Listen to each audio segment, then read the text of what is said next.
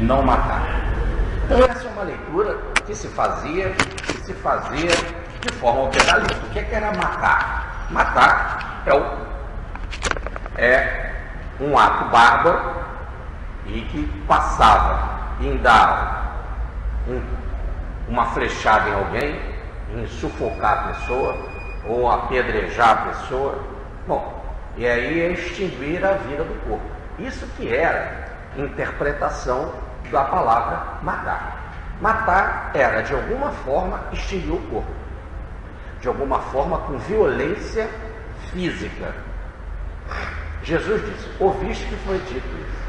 Assim acreditavam os escribas e os fariseus.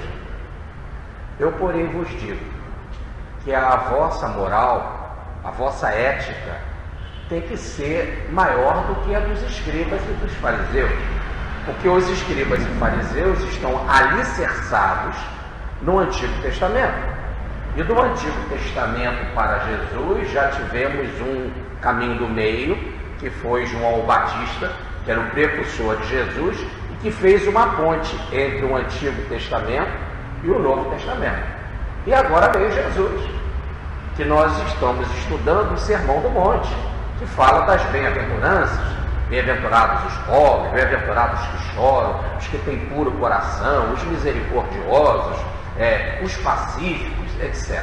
Então vem um Novo Testamento, uma nova notícia, uma notícia ou nova. Mas Jesus disse, e nós estudamos isso também, que nada do que foi dito na lei passará. Nenhum pinguinho da lei vai passar. Então ele não é contra o Antigo Testamento. Ele apenas sugere que ele veio não cumprir o Antigo Testamento. As pessoas interpretam a palavra de forma errada e a tradução é feita de forma errada. E o próprio texto que nós estamos analisando agora mostra isso. Eu vim aperfeiçoar o Antigo Testamento. Aperfeiçoar não é mudar nada do que está ali. É apenas dar uma nova visão àquilo que está ali. Aquilo continua o mesmo, é a lei. Agora, ver a lei com novos olhos.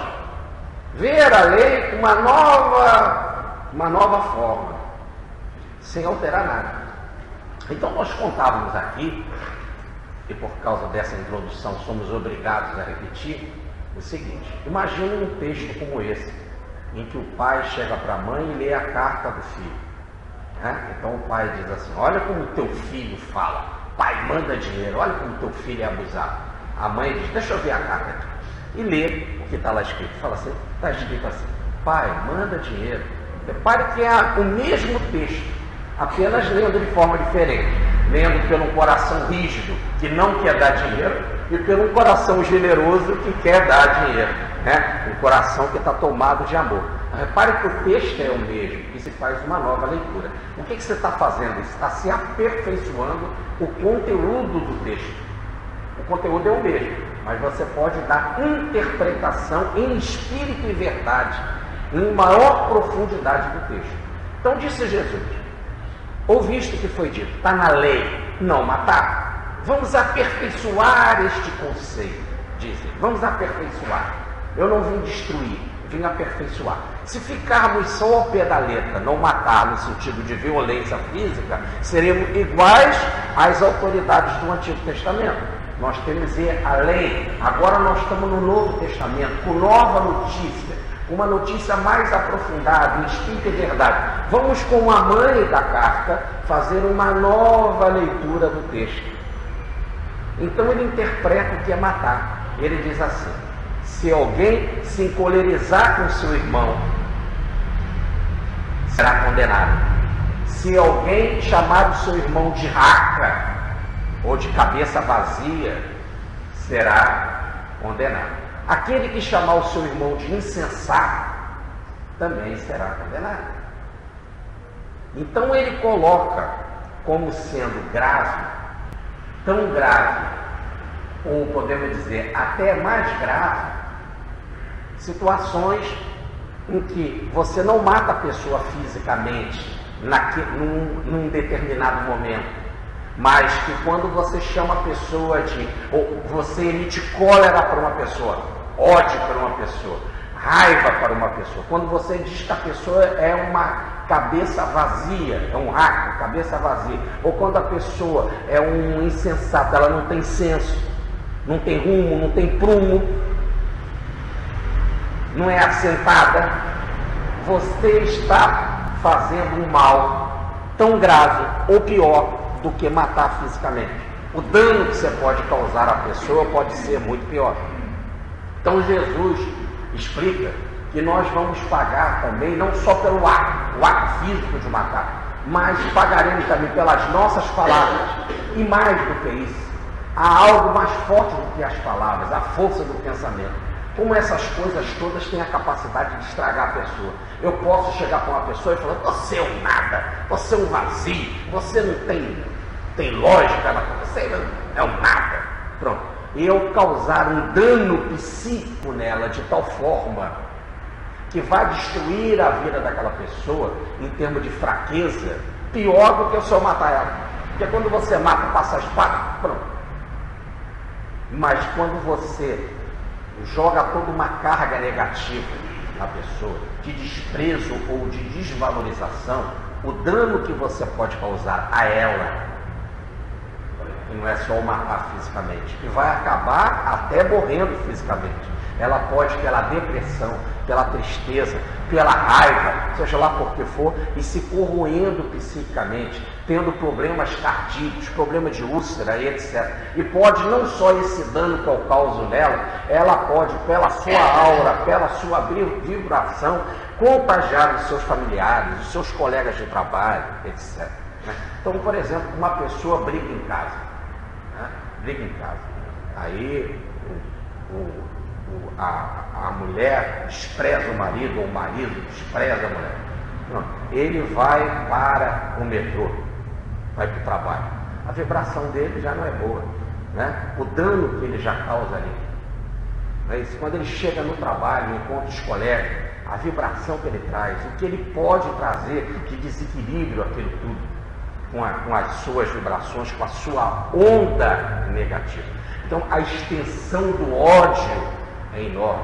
A extensão da fraqueza também, de você se achar um nada, da depressão, também é imensa. Então, disse Jesus que nós temos ampliado o nosso conceito. Se os antigos interpretavam que é matar fisicamente, eu não posso só interpretar o pé da letra, matar fisicamente. Eu tenho que interpretar que eu posso causar danos de morte muito mais graves, que às vezes pode trazer consequências, não só eu acabar com a pessoa nessa vida, mas em que ela em 1, 2, 3, 4 encarnações ou mais até vai carregar esse distúrbio, esse problema. Ela com raiva de você pode gerar obsessão e você, quando desencarna, fica obsidiando ela e ela volta e reencarna. E aí fica nesse ciclo que a Índia chama de samsara, de bagunça, de desordem através do ciclo da vida, da reencarnação, em que você vai perpetuando os ódios, simplesmente pelo dizer maldito nesse sentido, do mal que vai no dito, no que foi falado, no que foi pensado. Não é o que você fala, aquilo que você fala será relevado, mas quando ele vai no impacto vibratório, quando ele vai empacotado de vibração negativa, o que isso causa é enorme. Então vamos mais do que isso. Pior do que quando você simplesmente descarrega o seu ódio em alguém. Pior do que quando você fala uma frase como você é um nada, é um vazio, e solta lá uma asneira dessa qualquer. Pior é quando você começa a trabalhar com a mente. E que a mente começa a funcionar e você vai se utilizar de métodos mentais, de concentração mental para destruir o outro. Aí nós vamos ver funcionar os trabalhos de magia. Como que a magia funciona? A magia não está funcionando porque você matou uma galinha. Que hoje, lá numa granja, estão matando aí milhares de galinhas. É a concentração que se faz. Você imagina uma moça bonitinha, arrumada, né? Uma novinha, uma gatinha, né? Um rapaz também bonitinho, arrumado, né? Um senhor, um empresário, uma dona de casa, você imagina uma socialite fazer um despacho no centro espírita, uma coisa. Mas, e como nós vemos e sabemos que isso acontece, porque inclusive a gente vê no outro dia, vê o despacho em plena encruzilhada, se dirige a uma rua e acende vela, e acende charuto, e deita lá para o santo, se a gente pode chamar de santo, né? Deita lá para o espírito, aqueles despachos, aquelas coisas todas. Então nós temos que entender que a força da concentração, o que impede todo um trabalho, todo um exercício de concentração. E o pior, quando você realiza todas aquelas coisas, quando é para o bem é uma coisa, mas você às vezes se utiliza de todos esses exercícios para prejudicar o outro, para matar o outro, para acabar com o outro, para tirar o outro do seu caminho, ou para arrastar o outro para que você possa dominar o outro. Bom, isso nós chamamos de magia. O que é magia? Magia não é trabalhar com energia de espírito. Magia é você trabalhar com a tua energia. E que quase sempre você vai ter que fazer aquela concentração toda, uma verdadeira troca em que você vai atrair determinadas entidades que vão atuar com você, somando a tua mente, formando um processo sinergético, ou sinergia quer dizer, essa soma em que o resultado é maior do que a soma das partes, um resultado maior de concentração energética, tá certo? Para causar dano em alguém. Nesse exato momento, nós estamos diferentes da carta número 1 do tarô. A carta número 1 do tarô, nós temos o mago. O mago está trabalhando numa espécie de despacho também. Tem lá os instrumentos em cima da mesa. Veja que a magia não é algo de errado. Você trabalhar com instrumentos. O cientista trabalha com instrumentos para descobrir coisas. Né? A gente também trabalha com instrumentos. O escritor trabalha com muitos livros, com muitas palestras, com muitas informações para poder projetar um livro. Né? Um poeta, os instrumentos do poeta é um dicionário e as palavras. Ele vai trabalhar as palavras para escrever a poesia.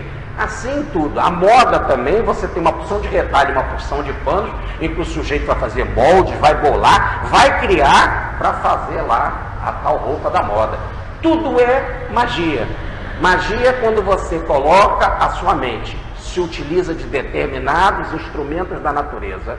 Natureza que pode ser a nível físico, ou a nível psíquico, ou a nível mental, para, se utilizando desses instrumentos, aí vai da capacidade do mago, ou vai da capacidade desse atuante ser, que ele está coordenando a sua vontade para dominar esses instrumentos e aí realizar a obra, ou como se chama, a opus, a obra. Só que nós devemos realizar, tem a opus Dei, que é a obra de Deus, e tem a opus homo, que é a obra do homem, ou a opus diabólicos, a obra diabólica, a obra do mal.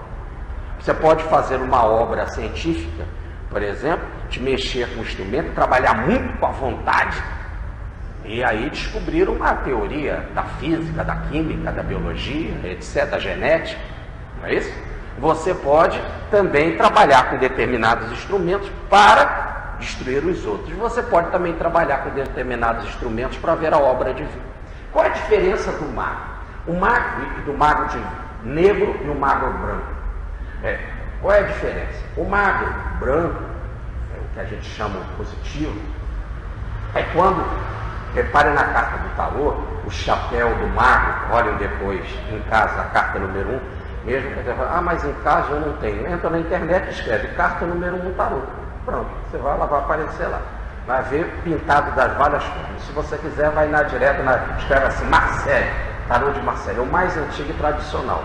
Interessante, mas não quer dizer que os outros não sejam bons. Mas esse nós estamos na raiz, é o mais popular de todos. Então vocês vão lá, vocês vão ver o mago. Ele está numa mesa com instrumentos trabalhando, mas o chapéu dele está em forma de lei escada. O chapéu dele está em forma de infinito.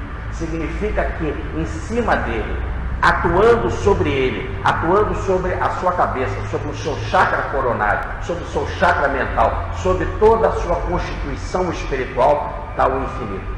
Ele nada mais é do que o médium do infinito, o médium do plano maior. Ele nada mais é do que o médium de Deus.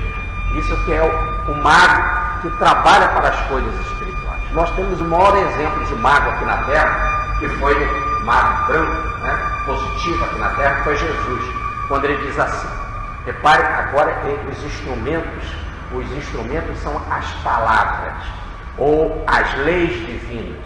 E ele diz assim, tudo aquilo que eu ouvi do meu Pai eu vos tenho dado a conhecer. Repare que ele não interferiu. Olha o infinito do alto da cabeça, a parte divina atuando nele. Tudo que eu ouvi do meu Pai eu vos tenho dado a conhecer. Médium de Deus. Agora, repare as obras que ele fazia. As multiplicações de pães, peixes, os milagres, os fenômenos mais extraordinários, ele fazia não para aparecer, mas em benefício da humanidade, em benefício do Evangelho e da divulgação da mensagem, para fortalecer as pessoas. Diz ele, a obra que eu faço não sou eu que as faço, é o Pai que está em mim que faz as obras. Então o Pai, eu e o Pai somos um, o Pai está em mim, o Pai que está em mim faz as obras. Então eu tenho a inspiração do infinito para agir através de mim. Logo nesse exato momento eu não tenho karma. Karma é ação, é quando eu faço uma ação. Eu faço uma ação, mesmo quando ela seja positiva, eu crio um determinado karma. Agora, ou quando eu faço de forma negativa, eu crio um determinado karma. Aí vocês poderiam dizer assim, mas Jesus não fez nada. Não. As obras que eu faço não sou eu que as faço, é o Pai que está em mim, é de forma natural. Ele se amplia para que a vida possa agir através dele. O que ele fala, ele se amplia para que seja a vontade do alto, não a dele. Tanto que ele diz, Pai, que não seja feita a minha vontade, mas a tua vontade. Isso nós temos o máximo do infinito atuando na alma. Daí dizer bem Kardec, Jesus é o médium de Deus. Muito bem. Agora, quando você trabalha a tua vontade, agora imagina você concentrado e você resolve fazer obras para o seu interesse material. Destruir uma pessoa, tirar ela do seu caminho, prejudicar alguém, perturbar a vida de alguém, tomar alguém de alguém, tomar o lugar dela na vida, um cargo, isso, aquilo. Bom, repare que aí já não é mais o lemiscato, o infinito que está na sua cabeça te dominando. O que está é o velho egoísmo dominando. E agora o que vai atuar é a força da vontade. Se ele for um iniciado, ou melhor, um conhecedor de técnicas poderosíssimas, e nós já falamos aqui desses seres que conhecem técnicas poderosas, mas trabalham para a negatividade, ele consegue trabalhar no campo físico, no campo psíquico, emotivo, astral ou no campo mental. Ele consegue trabalhar com essas forças. São mentes poderosas, mas atuando para o mal. Não é o infinito através dele, é ele atuando. Normalmente, a maior parte das criaturas não tem essa capacidade. Então, ela tem que se dirigir a uma determinada instituição, a um determinado fazedor de obras dessa natureza, para ajudá-lo, iniciá-lo no trabalho. Como que elas são incompetentes em assuntos como esse, o plano espiritual, negativo no caso, vai ajudar. E aí vai mandar fazer o despacho. Qual é a importância do despacho? Não só que ali tem concentrações energéticas do fumo que o espírito quer, da bebida que o espírito quer, da comida que tem que estar pronta, ou tem que estar sangrando, alguma coisa em que tenha ali a presença do ectoplasma, das vibrações, da força vital daqueles elementos. Bom, não só aquilo se espraia, mas por que ele só não entrega? E aí nós estamos vendo sempre essas situações são de picaretagem, quando você entrega o despacho para que o outro faça para você, e você vai embora e paga uma determinada quantia, essas coisas quase sempre não funcionam no mal, e quase sempre sujeito é só um picareta que vai pegar o seu dinheiro e comer o frango e se dar bem, fumar o charuto e fazer uma caipirinha, para você deixar de ser bobo. Mas mais bobo ainda é se você resolve ficar e participar do processo de concentração.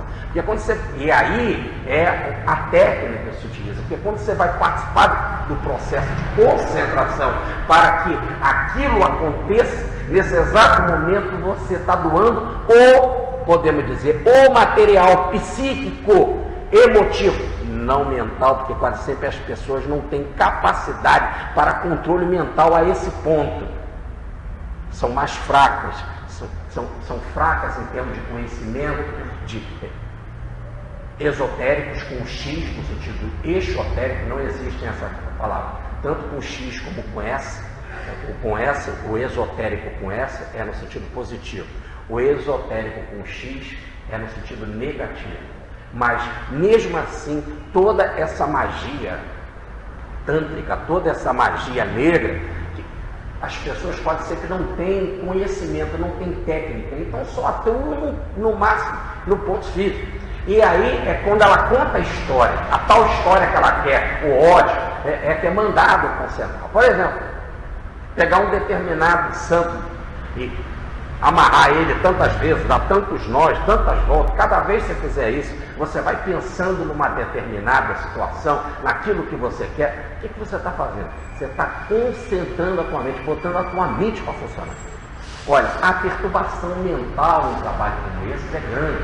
Nós vemos médicos maravilhosos como a Dona Ivone, né? O nosso Chico Xavier, quantas vezes, às vezes, iam levado por espírito ou desdobrado para fazer o trabalho astral, ou mesmo no campo físico, para desemantar, desenterrar determinadas coisas em cemitério, etc. E ficam verdadeiras vibrações, né? Você imagina uma mocinha bonita pegar um sapo, abrir a boca dele e botar o nome do namorado. Apesar da coisa ser estúpida do lado de cá, eu quero dizer a concentração que ela gasta. Uma mocinha que não pega um sapo. Quem aqui já pegou um sapo, segurar um sapo, ainda abrir a boca dele e botar meu morto? É uma coisa muito nojenta, pegajosa. Então, se a pessoa fala isso quer dizendo que ela está tendo uma força tal, uma concentração tal, que ela está superando todos os seus ódios, todos os seus medos, logo que ela está doando de energia vital para conseguir um intento muito grande. Aí você fala, ela vai destruir o outro? Não. Qualquer trabalho tem capacidade para destruir o outro. Pense assim, vamos fazer um despacho, todos nós aqui na Terra, para destruir Jesus. Não pega. Aí você fala, mas pega. Não, o problema é o nosso nível. Daí dizer Jesus, orai e vigiai para não cair em tentação. Mandar é uma coisa. E aí, como é que nós estamos? O problema é que nós não somos tão adiantados. Se a gente não é tão adiantado, somos fracos, devemos estar sempre preparando. Por isso que nós devemos, o que nos salva, né, sermos puros, porque se fôssemos puros a gente não estaria aqui. O que nos salva é a humildade de pedir a ajuda dos amigos espirituais, da proteção espiritual, dos nossos protetores que estão sempre cuidando da gente, fazer o nosso trabalho de caridade, ser sincero, querer mudar, ou como diz Jesus, fazer uma mudança de mente. É na mudança de mente que vai haver uma nova direção à nossa mente. Quando a nossa mente estiver numa nova direção, aquilo bate como o copo. O copo, quando está aberto, ele apanha tudo. Qualquer coisa que caia, ele apanha. Se ele está com a boca emborcada, ele tem como se fosse uma proteção. Ele não apanha aqueles fluidos. Assim, qual é a direção que a gente dá à nossa mente? Se a nossa mente está dirigida para coisas positivas, e o que pega não é corpo. Eu não mando um despacho para alguém, vai lá e pega o corpo da pessoa. Não. Antes de tudo é uma relação com a mente. É mente com mente. E aí depois é que as vibrações vão para destruir o corpo, para destruir lá, seja lá o que for. Ou perturbar a pessoa, etc. Então é a mente. Então a mente, daí dizer Jesus, só tem um caminho. Mudança de atitude mental, que é a palavra arrepender-nos, que vocês leem no Evangelho, e que no grego é metanoia, como o Stênio falou aqui. É assim que está escrito. Lembrando mais uma vez que o Evangelho foi escrito no grego. Então a palavra no grego, que aí a gente lê para o arrependimento, lá está metanoia. Meta é mudança, transformação. Noia é mente. Muda a mente. Transforme a tua mente. Dê uma nova direção à tua mente. É na mudança da mente que quando bate não pega.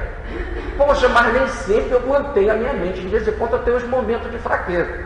Muito bem, ali você pode pegar alguma coisa. Às vezes daquilo que era para te arrebentar, vem só uma dor de cabeça, uma gripezinha, isso, um tombo, um arranhãozinho, seja lá o que for. Mas segura a tua onda. Porque uma das coisas que também vai te ajudar muito é a ajuda espiritual. Então a ajuda espiritual é não só mudar a mente, nesse exato momento que você muda a mente e começa a trabalhar no bem, no processo da caridade, por isso que o Evangelho nos manda amar, fazer caridade, você começa a ajudar o outro, amparar o outro, cuidar do outro, dar de si, nesse exato momento você recebe a proteção espiritual. Agora, essa proteção espiritual vai de nível mais variado. Você vem desde o índio na sua frente, que fica do seu lado, te guarnecendo, e que vai cuidar, às vezes, de vibrações, que ele resolve no nível dele da mata. O outro vai ficar um africano na sua frente, que conhece determinados conhecimentos de medicina e de magia, né? Ou pode ter espírito de um médico que vai entender de situações de passe ou de cuidar do seu coração, do seu chakra. E assim você pode ter espíritos, inclusive amorosos, em volta de você, que a luminosidade amorosa dele passa a ser um grande bloqueio ao ataque das energias negativas. Espíritos que amam, e só por amar já tem uma aura maravilhosa. Eu convido a vocês para ver, ler o capítulo Irmã Clara, do livro Entre a Terra e o Céu, de André Luiz. Vocês vão ver a aura de amor de Irmã Clara. Então essa Clara não é a de Assis, não, é uma outra espírito. Pode até ser, se for, não faz essa correlação, tá? Então, a presença dela de amor, a aura dela, então vai depender do seu nível em ter essas proteções em volta de você. O que atrai esses espíritos? Primeiro, mudança de atitude mental. O que Jesus pede da gente? Mudar a direção da mente. A nossa mente trabalha. A nossa mente emite ondas. Mude a direção da mente para que possa emitir coisas boas, coisas positivas. Porque quando vê o negativo não tem sintonia. É a lei da homeopatia. Semelhante atrai semelhante. Se você tem mente negativa e te manda coisa negativa, você vai pegar. Então muda a direção da tua mente. Agora a tua mente pode ser fraca. Tua mente ainda não tem potência. Às vezes você não consegue ainda ter muito domínio do seu pensamento, mas aí já começa atuando no trabalho da caridade, pedindo ajuda, proteção, tomando parte, se cuidando, se preservando, ajudando. Aí a ajuda espiritual vai ser uma defesa até um dia que você vai fortalecer a mente. Então a recomendação de Jesus é sempre: fortaleça a tua mente. Fortalecer a mente não só para evitar ataques, mas antes de tudo para não construir situações negativas.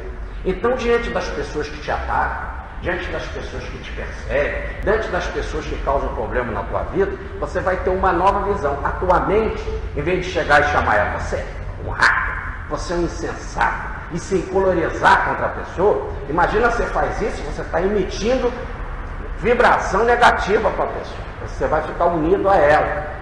Diz o Evangelho, você vai ficar unido pela lei do karma com essa pessoa.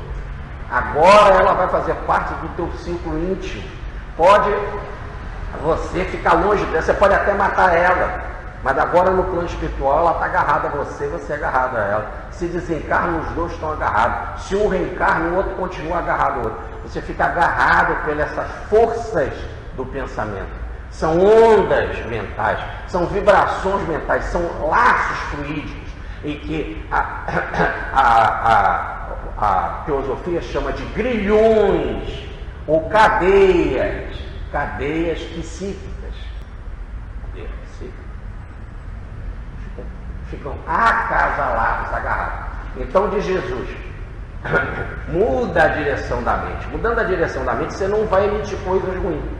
E se você for alguém poderoso na mente, por exemplo, um chefe poderoso, um líder é alguém que tem muito poder. Veja um líder como Mahatma Gandhi, que atraiu a Índia em seu benefício.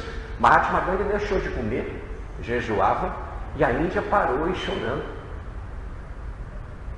Ele fez com que muçulmano e hindu andassem juntos e fossem entre eles, unidos em paz, para que ele parasse o jejum. Repare que é um opus dei, é uma magia, sabia lidar com instrumentos, que o instrumento que ele estava usando, da própria fome, do próprio jejum, para atrair a simpatia das pessoas, e teve a nação na mão, e a nação o chamava de Mahatma, tanto hindus quanto muçulmanos e cristãos. Pronto. Agora você tem alguém também que tinha uma nação na mão, Hitler. Força mental. Você imagina Rasputin, que tinha a família imperial russa de Nicolai II, nas mãos, para trabalhar com pensamentos negativos, de ódio, de domínio, de controle dos outros. Então, a recomendação de Jesus é só essa: muda a direção da tua mente. A gente, não importa o nosso passado, até agora a gente não mudou a direção da mente, e nós estamos criamos, através dos milênios, muitos ódios, muitos inimigos. Quem não tem os seus ódios e os seus inimigos? Temos muito, construímos muita coisa errada. A direção da nossa mente não era boa, o nosso karma não é bom. Aí vem a palestra da semana passada: ao terminar a tua vida, quando vai ser rebobinada a fita, você está lá no poente da vida, na hora de se despedir, faça um balanço da tua vida. Como é que está? Se tem nuvem negra, diz o texto do Evangelho, se tem nuvem negra lá no final da vida, é porque vai precipitar chuva. Você vai reparar a cidade, você vai para o plano espiritual, para o plano astral inferior e vai mal. Vai mal. Desencarna mal e vai viver mal. Cheio de culpas, de remorsos, de complexos, de dor, de perseguição, de falta de incompreensão. Então olha o resultado da tua vida. Como é que foi o emborcamento da tua mente? Como foi a direção da tua mente durante toda uma caminhada? Diz Jesus: muda isso. Olha, por enquanto que você está caminhando, aí durante que é dia, que é o processo ativo de agir, por enquanto você está encarnado, vai surgindo problema, muda a direção da mente, vai perdoando, vai amando, vai fazendo as pazes com o teu companheiro, resolva isso o mais rapidamente possível, diz ele. Nós vimos essa expressão com cuidado na semana passada: o mais rápido possível, com pressa, por enquanto você está a caminho com ele, porque senão quando chegar lá no poente da vida, no final da vida, você vai fazer um balanço da tua vida, e se esse balanço for negro, dizem os antigos, quando o céu está com nuvem negra, vai ter chuva, não tem jeito, vai ter tempestade, você vai desencarnar e vai cair sobre você fel, vai cair sobre você vibrações negativas, ondas negativas, carreiros e carreiros de ódio, de tantos inimigos que você construiu e que formam uma nuvem negativa em sua vida. Daí dizer Paulo: nós somos cercados por uma nuvem de testemunha. Se nós somos do Cristo, nuvens de bem, nuvens claras, de luminosidade, transparente até o céu limpo. Se não somos, é nuvem carregada dessas concentrações de inimigos, de ódio, todos aqueles que a gente emitiu vibração ruim, todos aqueles pensamentos negativos, não só voltam sobre a gente, mas eles também estão emitindo ondas negativas contra a gente.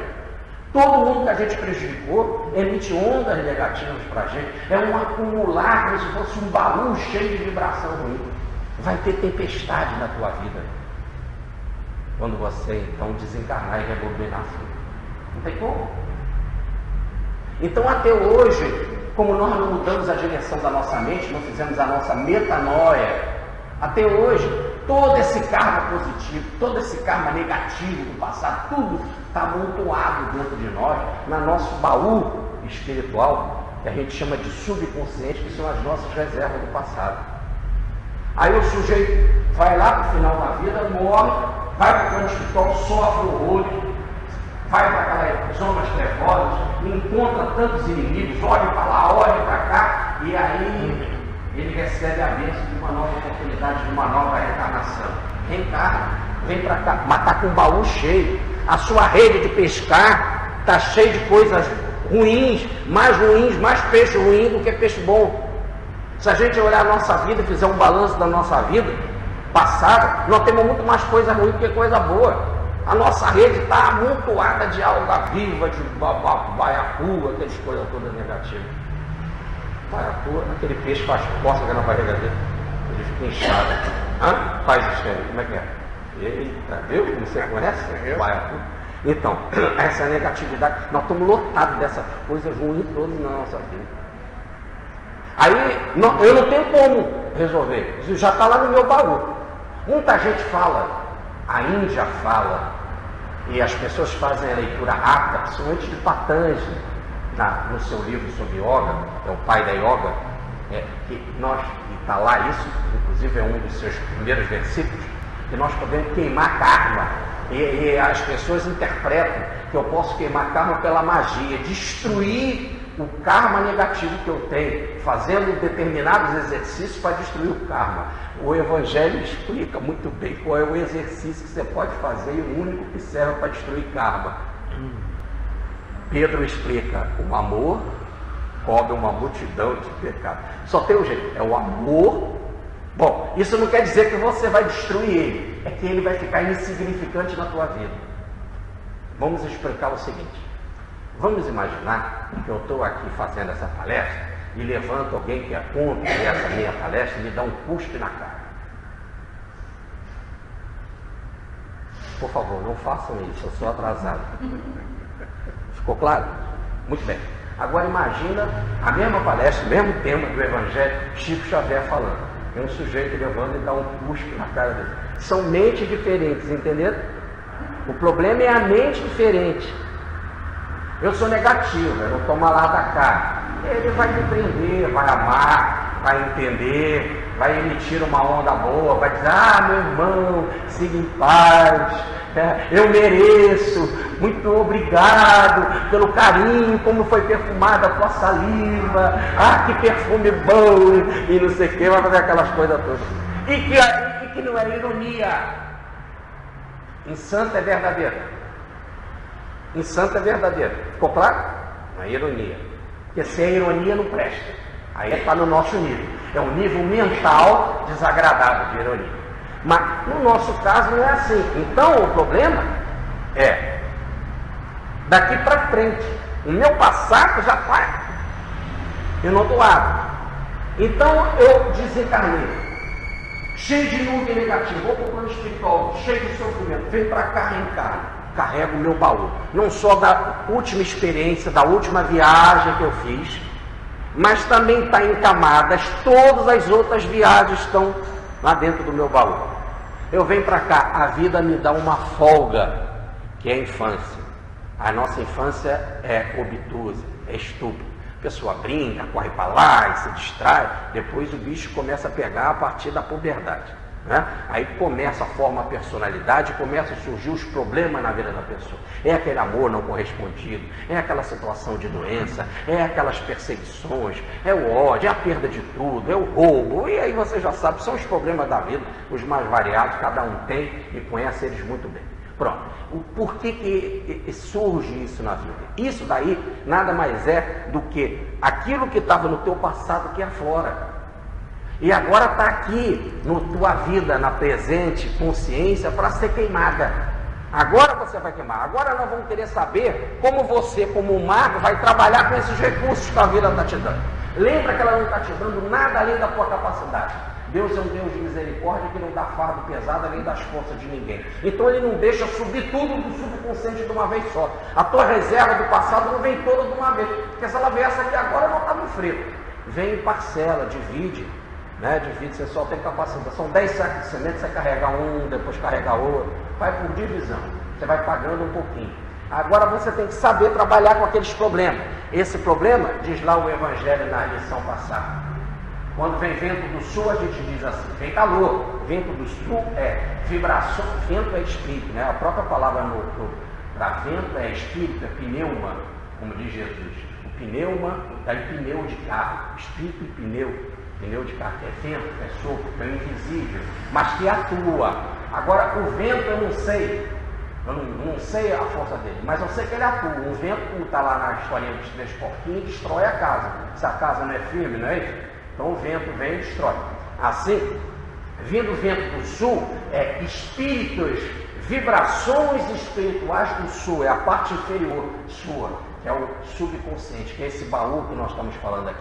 Quando isso aflora essa parte inferior na tua alma, diz o texto, quando vem vento do sul é calor. Assim, aí começa a queimar a tua vida. É a expiação. É o que nós chamamos de inferno na vida. É um fogo da expiação. Você começa a ficar queimando. Você começa a passar por expiação, pela dor, pelas complicações, aquilo te queima, te incomoda, é desagradável, você fica todo se batendo. Agora tem que arrumar um jeito de vencer aquela parada. Jesus então fala: eu não posso resolver com relação ao passado. O passado já aconteceu, já está tudo aquilo amontoado no nosso subconsciente, ele não é nada bom. Agora, eu sei daqui para frente. O que você pode fazer? Mude a atitude mental. Em vez de botar mais vibração negativa para que lá venha formar nuvens negativas, nuvem negra que vai se precipitar em chuva, coloque claridade na tua vida, coloque luz na tua vida, coloque compreensão. Daí ele dizer, eu sou o caminho. Então, se ele é o caminho, ele é o modelo, ele é o exemplo. Como é que ele fez? Como ele faria? Fazer sempre essa pergunta, como Jesus faria? Como os mestres fariam? O que eu posso fazer? Nessa situação, eu não posso fazer tanto, talvez, quanto Jesus, evidentemente. Mas que adaptação eu já posso fazer? Que esforço que eu já posso fazer para caminhar, pelo menos subir um degrauzinho na direção da onde ele se encontra? Coloque coisa positiva na sua vida. Mude a direção da sua mente. Se você não mudar, vai piorar a situação. Principalmente com relação àqueles que estão contigo no caminho. Aqueles que estão contigo no caminho, seus parentes, seus colegas de prédio, de rua, de escola, de trabalho, né? Aqueles que aparecem na sua vida.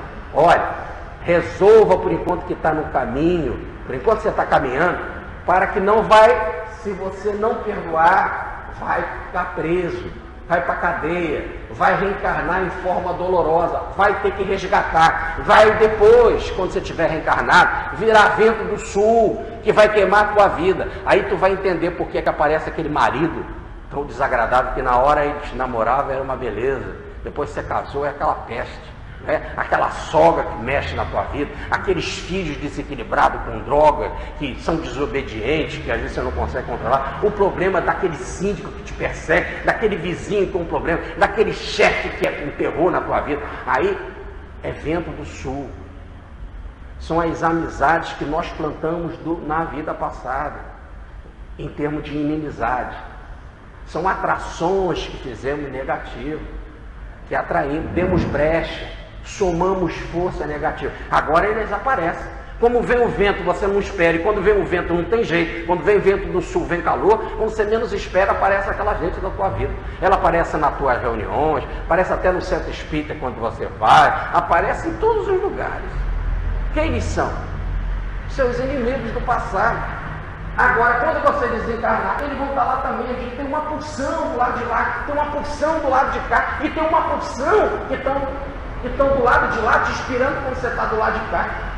E até mesmo quando você desencarna, tem muita gente encarnada que fica te obsidiando. Tem pessoas encarnadas que não largam o espírito.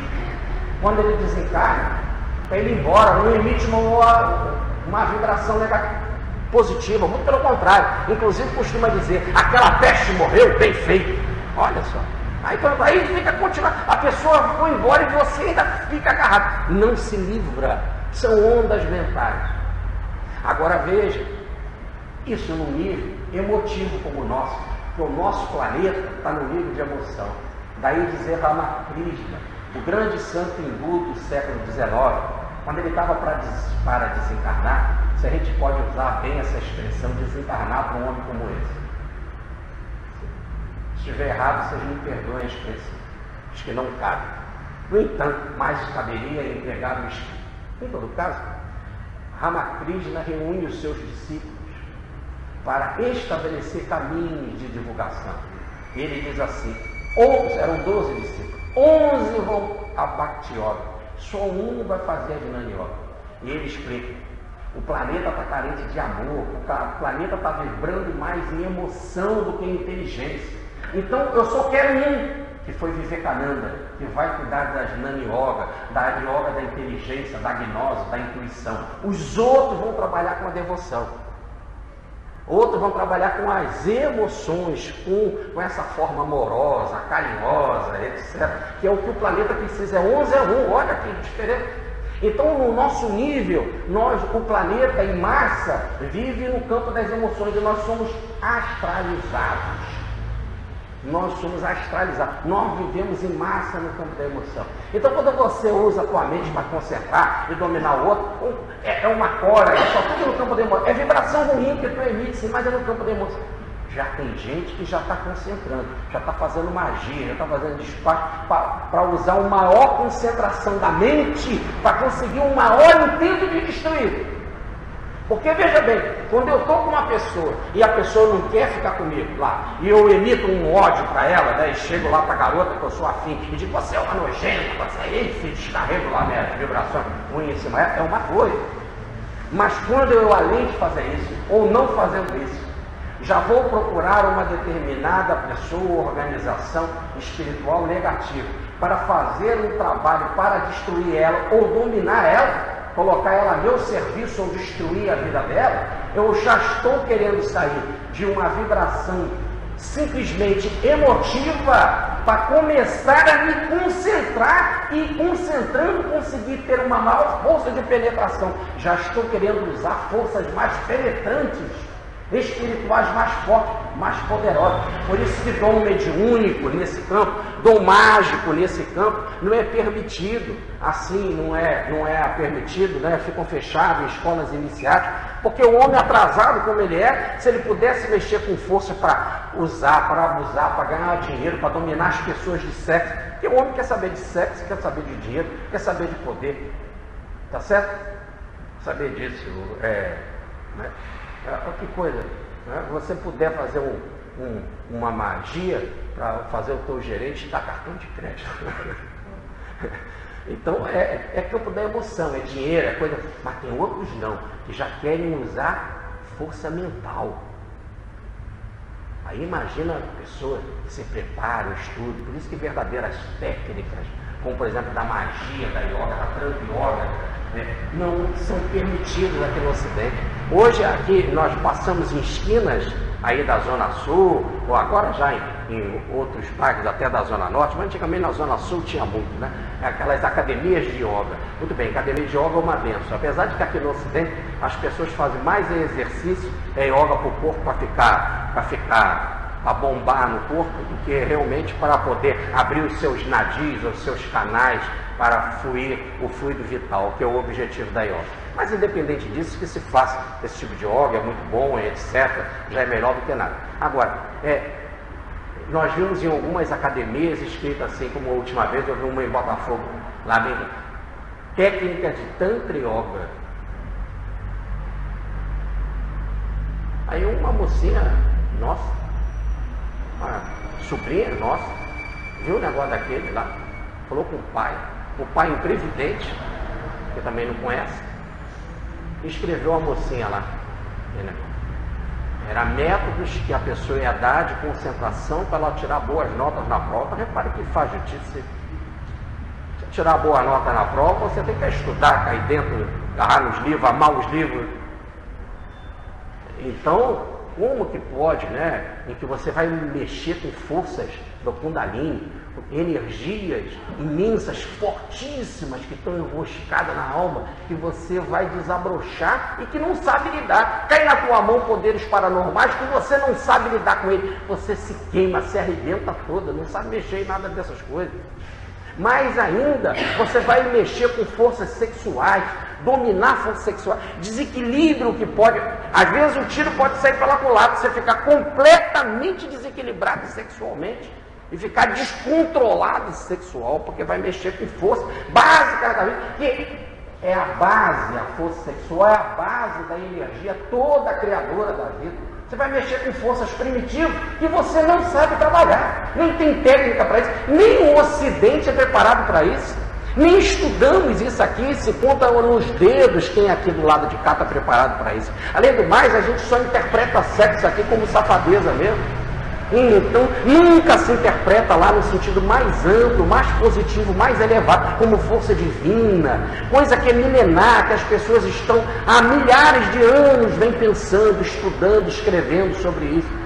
Nós não temos nada disso, nosso conhecimento de sexo é todo voltado só para o prazer. Então nós não podemos mexer com determinadas coisas. Daí nós temos que antes conhecer, estudar. Jesus então dá uma regra básica.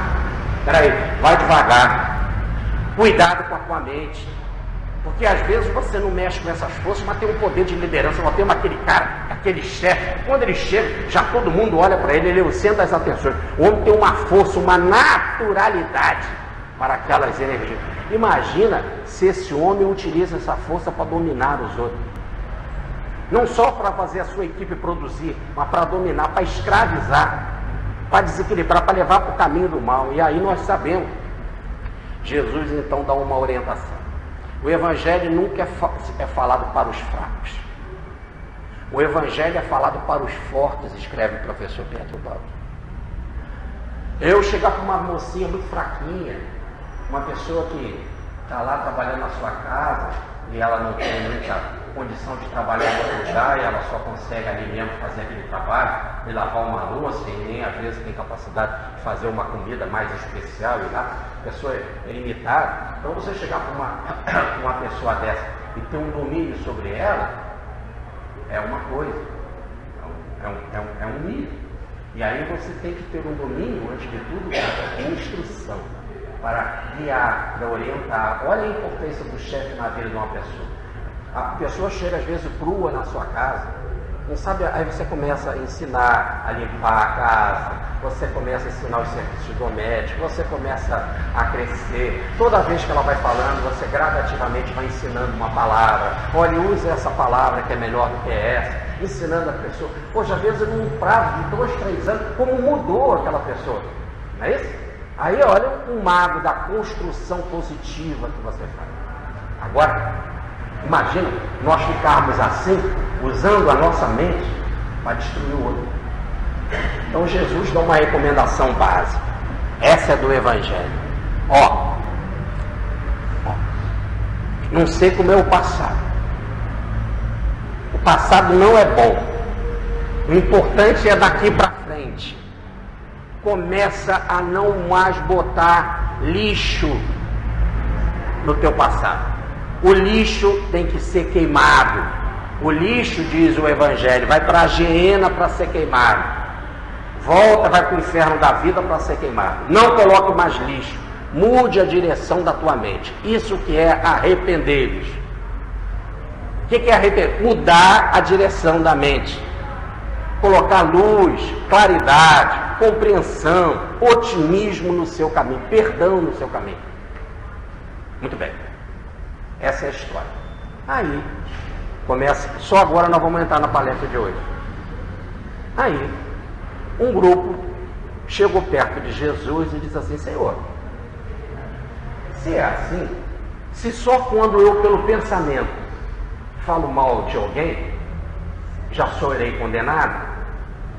Se eu chamo alguém de rato, já vou ser condenado? Se eu chamo alguém de insensato, já vou ser condenado? Se eu me encolerizo com alguém, vou ser condenado? Se eu mato alguém, como os antigos falavam, também serei condenado? Eu pergunto, o que foi? E aí você está dizendo que essas coisas acontecem, que é o fogo, é o vento que vem do sul, são as nossas reservas do passado que estão aqui na vida para nos queimar? Nos explica, Senhor, como é que é isso? Galileus, que é da parte mais pobre de Israel, que é do interior de Israel, galileus vieram fazer um culto, oferendas no templo, e Pilatos mandou matar todos. Por quê? Porque esses galileus eram agitadores políticos. Certo ou errado, eles eram agitadores políticos. E Pilatos, como queria defender o reino de César, contra os agitadores que queriam expulsar César ou Roma de Israel, esses agitadores foram em Jerusalém, foram ao templo fazer uma oferenda, e aí Pilatos misturou o sangue dele com o sangue das oferendas, ou melhor, matou esses galileus no próprio templo. Pilatos invadiu o templo, quer dizer, quando eu digo Pilatos, amando de Pilatos, os soldados invadiram o templo e mandaram matar aqueles agitadores políticos. Haviam agitadores políticos da Galileia, e isso está no livro de Flávio José, chamado A Antiguidade dos Judeus, quando diz que os galileus eram agitadores. Bom, e Pilatos tinha capacidade mesmo, capacidade tinha como rei, como governador do império, mas ele realmente fazia essas barbaridades, ele entrava onde estivesse, inclusive no templo, e mandava matar os agitadores. Está lá no livro também, A Antiguidade de Flávio José. Pilatos tinha a mão pesada, ou melhor, fazia valer a lei romana. E aonde tivesse agitadores, mesmo se fosse dentro do templo, orando, fazendo as suas oferendas, na linguagem de hoje, os seus despachos, mandava matar. Inclusive misturar o sangue dele com o sangue das oferendas. Bom, e isso é verdade? Sim, nós temos o caso que no livro Antiguidades Judaicas, mesmo livro de Flávio José, nós temos o caso do agitador João Batista, que foi degolado. Ele não era agitador político, foi degolado e decapitado. E é interessante que também Flávio José cita isso como um fato histórico. Muito bem, agora vem então alguns judeus e falam assim: Senhor, como é que tu explicas esses galileus, agitadores políticos que foram fazer lá os seus despachos, as suas oferendas? Chamar oferenda judaica de oferenda, e na macumba chamar de despacho é puro preconceito. A coisa é a mesma, tá certo? Aonde que tem despacho é oferenda, oferenda é despacho, tá certo? Não vamos desprezar a Umbanda ou o Candomblé, seja lá o que for, com relação ao judaísmo.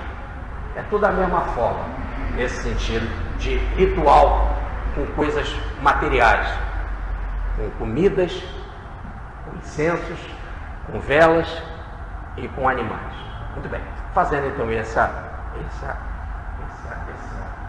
forma de nivelar as coisas para não termos preconceito com relação a nada, eles foram lá fazer as suas oferendas, seus despachos, e foram ali trucidados. Pilatos mandou trucidar. Explica isso, Senhor.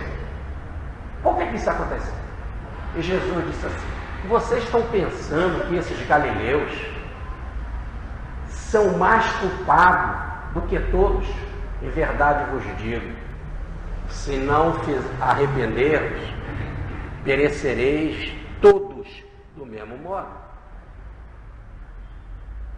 Então ele fala assim dos galileus: estão pensando que esses galileus que foram trucidados por Pilatos, eles são os mais culpados e que vocês não são culpados? Em verdade vos digo, se não mudar a direção da vossa mente, perecereis todos da mesma forma. E nós temos muito essa forma de pensar. Uma pessoa passa por uma desgraça qualquer na vida, perde lá um bem, perde a vida, ou passa pelo incêndio, ou morre de forma assim como essa, a gente costuma logo querer dizer: que mal que ele fez, que pecado que ele fez. A gente adora ficar assim: que karma que tinha essa pessoa para passar por isso, ou essas pessoas para passarem por isso. Jesus nivela. Em vez de ficar pensando no karma dos outros, pensa no teu. Agora ele não nega que eles passaram em algo de queimação kármica. Ele não nega isso. Ele só está dizendo: pensam que eles são os mais culpados, porque ficou evidente pelo que passou com eles, que eles realmente tinham karma. Aquilo que eles passaram é a prova de que estão queimando o karma. Agora não pensa você que eles são os piores e que você... Não, muda a tua mente. Se não mudar a tua mente, vai perecer do mesmo modo. E ele não falou para aquele grupo em particular, ele botou a palavra, e ele está assim forte no grego: todos. Então está falando para aqueles, para os da Idade Média, para os da agora, para todos que estão ouvindo aqui na nossa palestra, encarnado ou desencarnado, para todos. Todos nós temos o nosso baú de reservas negativas. Só tem um jeito de transformar a nossa vida: mudar a mente, direcionar a mente. Aí você fala assim: então quando eu direcionar a mente para o mal, eu não vou passar mais com relação a esse problema? Em termo coletivo, vamos guardar. Ou em termo individual? Guardemos isso por enquanto, tá bom? Aqueles galileus morreram em forma coletiva. Agora vamos pensar assim: diz Jesus, se não mudar a mente, pensam que eles são piores? Não são, verdadeiramente não são. Se a gente não mudar a mente, a gente é igual a eles. Se a gente não mudar a mente, nós vamos perecer da mesma forma. Tudo bem. Aí eu te pergunto, e se a gente mudar a mente, nós não vamos perecer mais, como disse Jesus? Basta mudar a mente e a gente resolve o nosso baú de problema do passado? Se a gente mudar a mente, qual vai ser a nossa forma de sacrifício, coletivo ou individual? Guardemos por enquanto essa informação. Jesus resolve acrescentar uma outra muito interessante para ampliar. Agora não são os outros que citam ele, que citam, dizendo assim: o mesmo acontece com aqueles 18 que morreram na torre perto de Siloé. A torre caiu e eles foram massacrados. Pensam que eles são mais devedores do que qualquer outro? Em verdade vos digo, se não mudar a mente, pereceremos do mesmo modo. Agora nós temos dois exemplos. Um feito por Pilatos, ou melhor, tiremos a palavra Pilatos e botemos um feito pela maldade dos homens, perseguição dos homens, e matam pessoas. Outro feito pela natureza. A torre de Siloé, tinha o lago de Siloé, tinha a gruta de Siloé, né? A piscina, que inclusive pessoas entravam ali para serem curadas e tomar banho, ficava na Judéia e não na Galiléia. Aquela piscina era alimentada pelo rio subterrâneo chamado Gihon. Esse rio, chamado não, que chama, né, até hoje, né, chamado isso. Quando construíram os muros e as torres, esse rio ficou subterrâneo, foi canalizado, de vez em quando enchia, tanto que quando enchia a piscina levantava, e essa piscina quando levantava dizia que era movimentada pelo anjo, e aí quem entrasse ali pela primeira vez seria curado. Depois nós vamos falar sobre esse negócio, vai ter uma palestra sobre essa piscina e curas que Jesus fez ali nessa piscina. Muito bem, o importante é que viu um rio, esse rio subterrâneo que passava por guarda da torre, ele enchia, a piscina enchia, mas ele foi desgastando a torre. E como a torre era muito grande, como os muros eram muito grandes da cidade, agora nós fomos lá visitar Jerusalém, e aí do alto lá do Monte das Oliveiras a gente viu toda a cidade, e aí é bem interessante que ali a gente viu um muro enorme que cercava toda a cidade, ainda há uma parte do muro imenso. Então, em cima desse muro, era um muro tão grande que a pessoa usava o muro como local de proteção, até mesmo para proteger da ventania, dessas coisas todas, e faziam as suas casas ali. A torre era tão grande, em volta, quer dizer, um desses torreões para sustentar a estrutura do muro, então as pessoas faziam os seus casebres, eram podemos dizer assim, subúrbio, uma espécie de guetos, espécie de favela. Então faziam ali as suas casas para morar. Conforme que o rio passava, o rio foi corroendo a estrutura da torre, e um dia ela desabou. Então nós estamos aí diante da inclemência da natureza, e 18 morreram. E Jesus usa a mesma frase de comparação. Agora, aqueles galileus morreram trucidados por Pilatos, dentro do templo quando estavam orando. Agora, são os judeus que morrem porque houve uma erosão na torre, a torre desabou e 18 morreram. Agora não são mais galileus, são da Judéia, são moradores da Judéia. Ah, interessante. Então não existe nem nacionalidade, nem país, nem bairro, nem nada disso. Desgraça acontece em todo lugar. Nós estamos muito sempre mais acostumados a ver desgraça com o pobre do que com o rico, né? A gente sabe que de vez em quando acontecem desgraças com o rico e bem forte, a nível da natureza e a nível também da inclemência dos homens. Por exemplo, na Revolução Francesa foi a nobreza que morreu. Na Revolução Bolchevista foram também os aristocratas que morreram.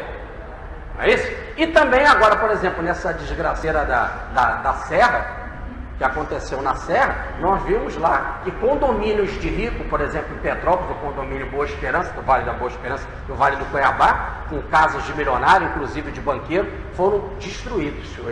Casas foram destruídas desses condomínios e muitos morreram. Inclusive uma família inteira de banqueiro. Então, não existe nem por problema social, nem por país, nem por localidade, não há preconceito. Qualquer um, daí dizer Jesus, galileu ou judeu, pode passar, ou pela inclemência dos homens, ou pela inclemência da natureza. Conclusão a frase ser a mesma. Não pense que os galileus, ou que morreram atrocidades por Pilatos, ou os judeus que morreram massacrados pela torre, sejam os piores em termos de culpa e de dívida. Não, digo, pelo contrário, se não mudardes a mente, perecereis do mesmo modo.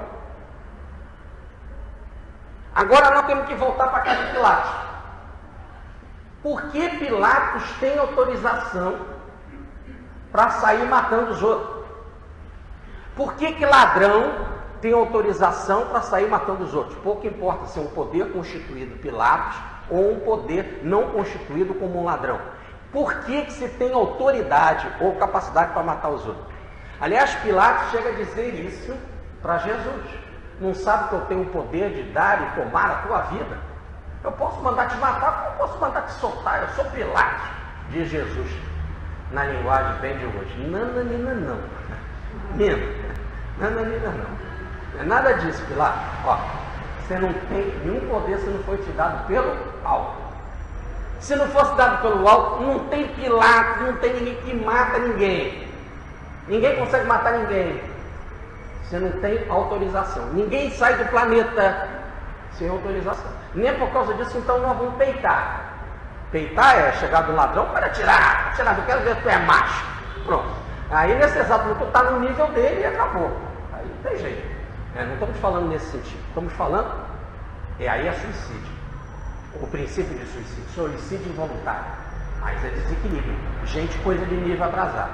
Mas, quando não é, a vida se utiliza. Já que você tem que passar por determinadas coisas para abrir a sua mente, para fazer você refletir, para fazer você pensar, ou encarnado ou desencarnado, pouco importa. O Steiner acabou de ler a página de abertura do Emmanuel, que diz assim: a morte transforma. Tem lá a frase que você leu de Emmanuel. Então, se a morte tem essa capacidade de mudar, inclusive, a nossa mente, de nos sacudir, às vezes você pode até sair pela morte. É um processo do aprendizado. E nunca devemos entender o pagamento kármico como castigo. Castigo somos nós que colocamos na nossa vida. Toda vez que você faz uma coisa errada, vai ficar aquele mal que você mesmo vai se castigar. Mas na hora que ele chega e vem em teu benefício em forma de manifestação de calor, de queima, para poder de alguma forma ajudar no processo evolutivo, isso só acontece com autorização do alto. Pagamento kármico é autorização do alto, porque é escola. Você colocar karma na tua vida, isso é uma espécie de suicídio, botar coisa ruim na vida, é o direito seu pelo seu livre-arbítrio. Pagar isso é que vem em ondas evolutivas, preparadas e educacionais, pedagógicas. Toda dor que aparece na nossa vida, todo resgate que aparece na nossa vida, toda dor que aparece na nossa vida, todo resgate que aparece na nossa vida, toda queimação que aparece na nossa vida, é uma didática educacional evolutiva, é para o nosso aprendizado. E Deus não dá fardo pesado além das forças de ninguém. Você pode estar com o seu fardo pesadão, o seu baú lotado. A manifestação daquele problema vem de forma pedagógica, na tua capacidade, para você assimilar, porque o que a vida quer é aprendizado, que você reflita, que você compreende e saia daquela situação melhor do que quando entrou, porque senão não tem significado. Você passar pela dor e não entender nada, não significa nada. Nada. Morre ruim, desencarna ruim, não adianta nada. O importante é sair melhor, é o processo de aprendizado que vai fazer você ter uma reflexão, e dizer assim: o que eu posso fazer diante desse problema para ser melhor, para compreender melhor, para ter uma nova direção, mudar a minha mente, compreender, perdoar, orar, mudar de direção, mudar de rumo, compreender melhor. Pronto, é isso. É assim que você vai ficando mais light, mais leve. Muito bem. Agora diz Jesus: então, Pilatos ou qualquer um, quando te crucifica, é autorização do alto. Torre para cair, tufão, maremoto, tsunami, autorização do alto. Aí você fala: não, peraí. Torre não é autorização do alto. Aquilo corroeu, vai cair nele. É a lei da gravidade. Um tsunami é um problema, vem um vento aí, etc. Ou um maremoto, um terremoto, levanta a onda e sai arrastando tudo. É uma lei, é natural, coisa do planeta. Um vulcão explode, é lei natural. O vulcão é lei natural. Muito bem. Você está ali é que não é lei natural. Você ser avisado com antecedência, poder sair é uma outra coisa. Então, tudo que te acontece em termos de fazer dano a qualquer pessoa, a trazer queimação a qualquer pessoa, é que tem que ter autorização do alto. Não o maremoto em si, mas você está ali ou não, sair dali ou não. Quantas pessoas que vão pegar o avião, agora nós vimos aí nesse voo da Air France, né? Perderam a passagem, não foram, acabaram desistindo da viagem, pronto. Vai, é assim que a vida funciona. Está no trem, o trem vai bater, você desce do trem, esqueceu uma coisa em casa, volta para apanhar. E assim nós temos os casos mais variados. Pessoas que conseguiram, tinha um barco na beira do lago, conseguiu pegar o barco, fugir do vulcão, como lá no caso do Vesúvio, e outros não. E assim sucessivamente. São exemplos, mais exemplos. Cada um passa por aquilo que tem que passar. Agora, não pense que aqueles que estão passando por isso são piores do que você. Não pense que porque você escapou, eu não fui no Air France e eles foram, porque eles tinham um carro, eu não. Não é isso. Você não tinha de passar ali, naquele momento, por aquela situação. Ponto. Não pense nunca que você é melhor que eles, ou que eles são piores do que você. Não é isso. Jesus diz: não pense que os galileus são piores, mais culpados. Não pense que os judeus são mais devedores. Nenhum nem outro. Em verdade vos digo, todos, aí está falando para todos, todos, se não mudarem a mente, perecerão do mesmo modo. Aí você fala: bom, e se eu mudar a minha mente? Eu aqui agora, Jorge, tenho meu baú lotado de coisa do passado, nessa encarnação e das outras, que tem coisa que não acaba mais. Eu mudo a minha mente. Se não mudares a mente, perecereis do mesmo modo. Então, se eu mudar a mente, eu não vou perecer assim.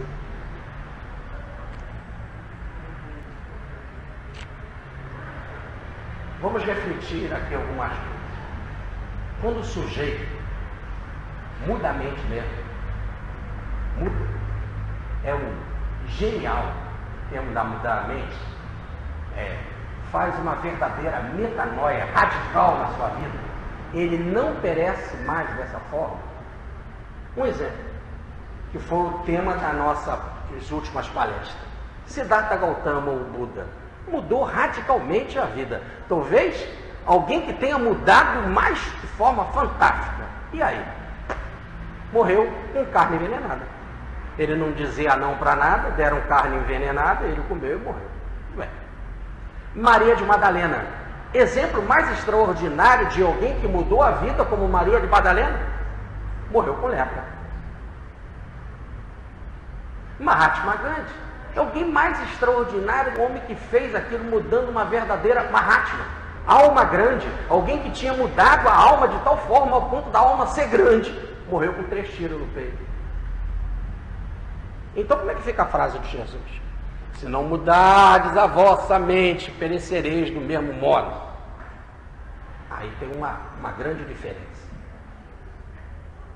Não quero dizer que não aconteça, mas está aí na história para a gente refletir. Pega a vida de grandes santos, pega uma vida de grandes gênios da humanidade, de grandes cientistas, daqueles que têm contribuições maravilhosas, de filósofos extraordinários, de santos, de mártires, de avatares, etc. Vamos esquecer a figura magnânima de Jesus. Isso foge da nossa compreensão. Vamos ficar mas nesses grandes homens da humanidade. Não é para dar resposta, é para a gente refletir porta dentro da alma.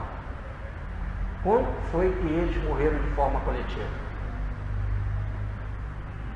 Caiu um avião e foi todo mundo junto. Inclusive aquele grande santo extraordinário da Índia. Houve um vulcão e São Francisco morreu. Houve um tsunami e Santa Teresa d'Ávila foi embora. Houve uma avançada Revolução Francesa e ali morreu um grande gigante do pensamento, etc. Observe, quando Jesus fala desse modo, eu não quero dizer que isso seja padrão. Pode até ter um caso ou outro que precisa ser estudado. O que é normalmente gênios espirituais morrem também porque eles têm que sair do planeta. Ramana Maharishi desencarnou de câncer nas pernas, inclusive não quis ser tratado. Ele queria dar a Deus ao irmão corpo. Não aceitou nem ser tratado, porque o objetivo, ele dizer, é um caso de limpeza mesmo, não tem que ser tratado. O processo de limpeza tem que acontecer. E como acaba desse processo de limpeza, eu não tem mais ficar aqui. Então, arrancar o câncer para eu ficar aqui, quando o negócio não é eu ficar aqui, é ir embora. E ele surgiu como um processo de limpeza. Vento que veio do sul, gerando o calor da queimação do câncer.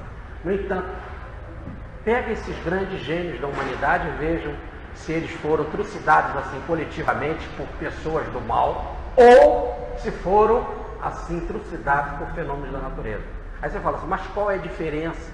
Por que eles não são assim também? Por que eles não vão assim também? Porque como eles são pessoas tão extraordinárias, eles fecundam com exemplo. Se tivesse um tsunami e levasse Gandhi, a gente vai dizer, Gandhi morreu, mas foram mais de 300 juntos. Mas ele sozinho dá um exemplo para a humanidade que ele estava orando. Ele estava caminhando meigamente, era dia de segunda-feira, dia do jejum, dia que ele nem abria a boca, porque ele fazia a palestra do silêncio, ensinava pelo silêncio, tranquilizando a mente, e assim ele caminhava mansamente quando leva os tiros no peito. E levanta a mão e diz, Rama, Rama, Deus, Deus. Esse exemplo é fantástico. Tá certo? Se cai num avião no meio do mar assim com todo mundo, não quero dizer que não possa acontecer, como diz aí Jesus. Mas a vida é econômica. Não que esquecemos disso. A vida é prática, a vida é econômica, a vida é inteligente. E ela tem esse material do santo, do gênio, um cientista extraordinário. Como eles são pessoas tão extraordinárias, material raro no planeta, eles são sugados, aproveitados até o fim. E nada melhor do que sacudir almas, por exemplo, no momento da morte. Exemplo no momento da morte é um dos maiores exemplos que nós temos de construção de biografia. Às vezes a pessoa, só por causa da forma em que ela morreu e que ela fez como morreu, é que ela passa a ser exemplo de biografia no futuro. Tá certo? Um exemplo de um São Jorge, como que ele foi martirizado, de um São Sebastião, e etc, etc. Assim, são exemplos que ficam. Não quer dizer que não possa ir para ele, pouco importa, ir coletivamente ou não, num desastre físico ou pela maldade de perseguição de grupos. O caso não é esse, é a vida sendo inteligente, mas, guarde essa expressão porque ela é técnica, a vida é econômica. Econômica quer dizer, ela não perde um centavo. A gente às vezes despreza, um centavo cai uma moeda no chão, porque nem baixa para apanhar. Não é isso? A vida é econômica. Ela tem um balanço perfeito. E se ela pode aproveitar daquela pessoa, e aproveitando que ele fez verdadeiramente uma mudança de consciência, nada melhor do que aproveitar, para que nessa hora ele dê um grande exemplo. Ficou claro? Não quer dizer que eles não estão pagando situações. Estão. Mas não vai dessa forma coletivamente. Vai também de uma outra forma, como um Joana d'Arc. Poxa, imagina indo na fogueira e queimando e dizendo para a humanidade, para os seus agora, Jesus, Jesus. Querem mais exemplo? É isso? Então, assim, nós temos os que, primeiro, todo mundo que está encarnado no planeta Terra, todo mundo tem dívida para pagar. Essa dívida, fruto das nuvens negras que nós criamos. Como que essas nuvens negras se precipitam? Depois, quando você reencarna, que vem aqui para o palco da vida, sobe o vento ou o espírito do subconsciente e te pega te queimando. É o queimar karma. É o tal do queimar ou fritar o karma. Aliás, a palavra técnica de Patanjali na yoga é fritar o karma. Fritar o karma é aquilo que o Evangelho chama de queimar o lixo na geena, no fogo do inferno. Você vem aqui, vai purgar. E aí, a ideia é de sair melhor. Agora, veja bem, todos nós temos o nosso baú assim cheio de problemas. Muda a tua mente. Veja como você vai processar as coisas daqui para frente.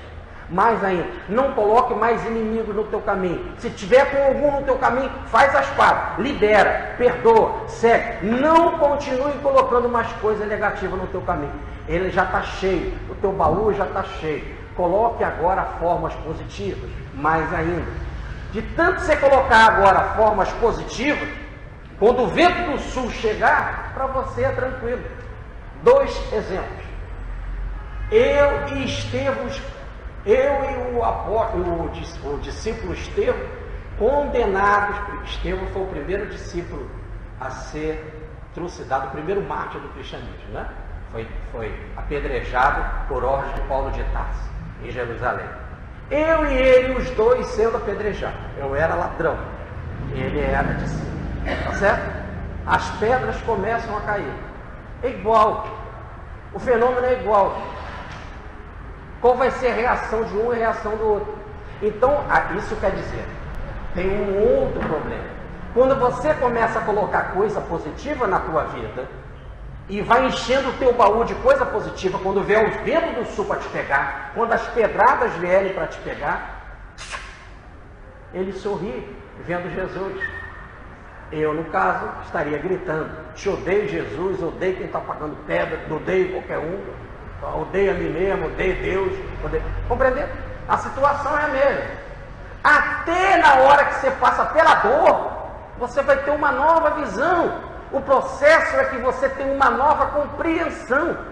Ramana Maharishi em paz, com aquele sorriso. Ramana Maharishi falava pelo silêncio e pelo sorriso. Ele tinha os olhos divinos. Olhos divinos. Olhos divinos. As pessoas chegavam lotadas de dúvida, de muitas dúvidas. Vinham da Europa trazendo milhões de dúvidas. Quando chegavam diante do Ramana Maharishi, esqueciam tudo, paravam tudo, silenciavam a mente. Já não tinha mais o que perguntar diante do olhar amoroso de Ramana Maharishi. Ele ali, em posição de samadhi, com câncer, desencarnou com câncer. Do lado dele, quantos outros desencarnam com câncer? Como que cada um recebe e de que forma? E ele sem tomar remédio, sem tomar morfina, cancerócio. Pergunta para os médicos, costumam dizer que talvez seja a maior dor.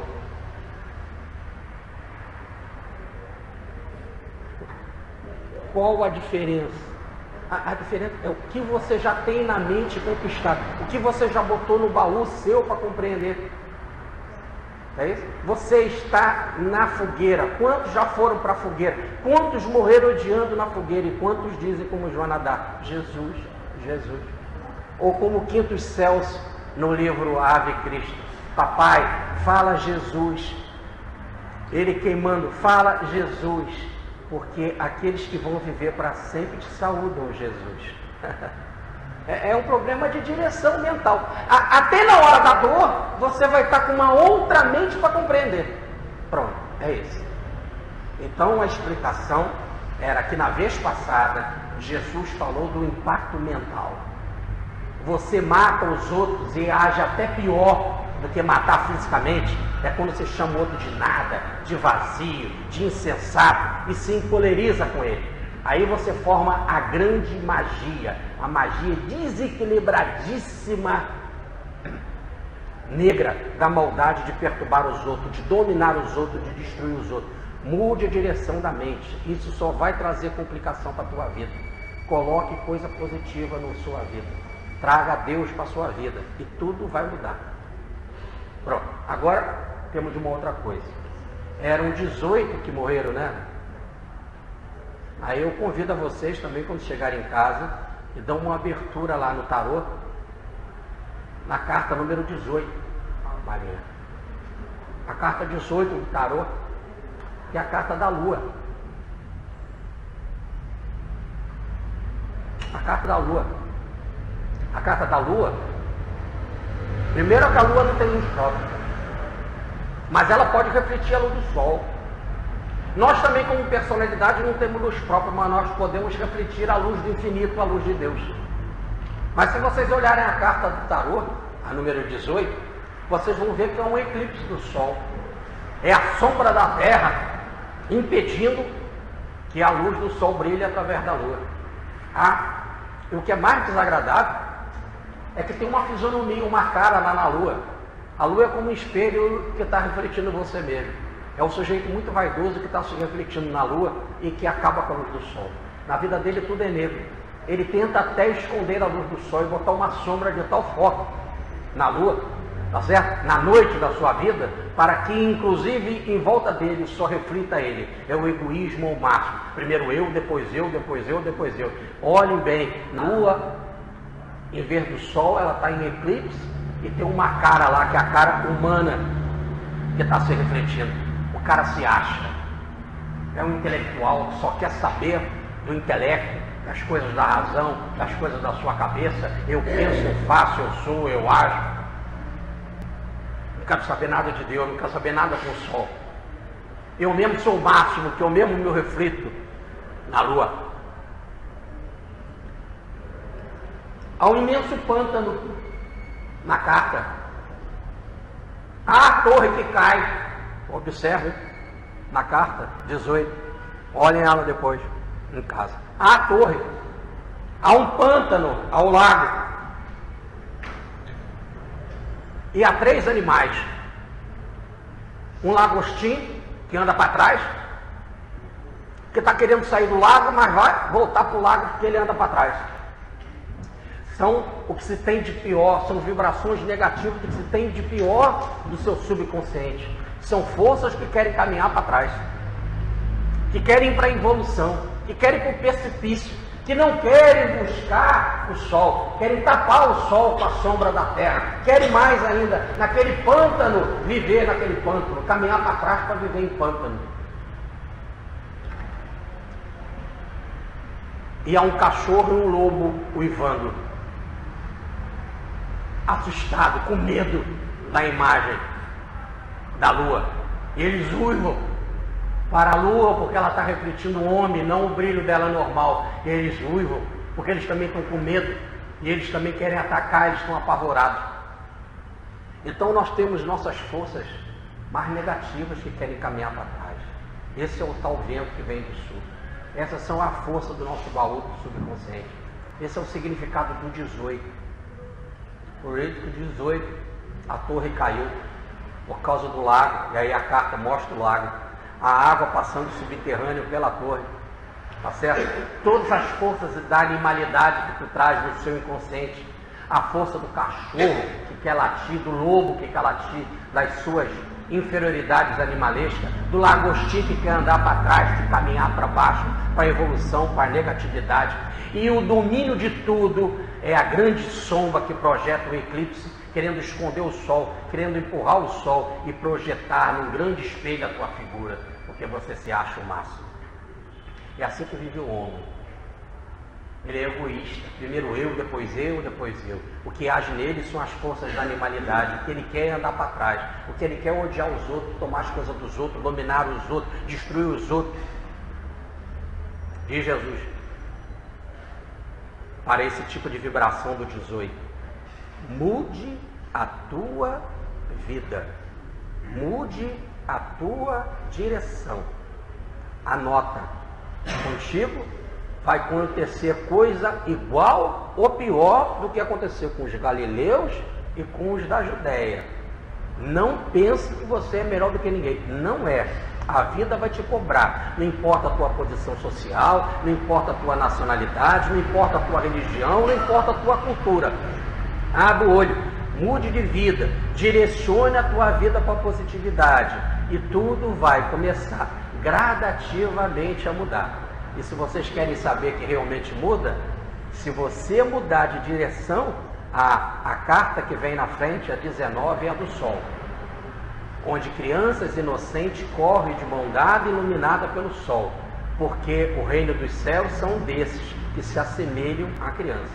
Sabedoria do tarô, sabedoria de Hermes Trismegisto, sabedoria do antigo Egito, que está aí nos ensinando, em harmonia com o Evangelho, para dizer: mude a mente, senão vamos perecer do mesmo modo. Muita paz.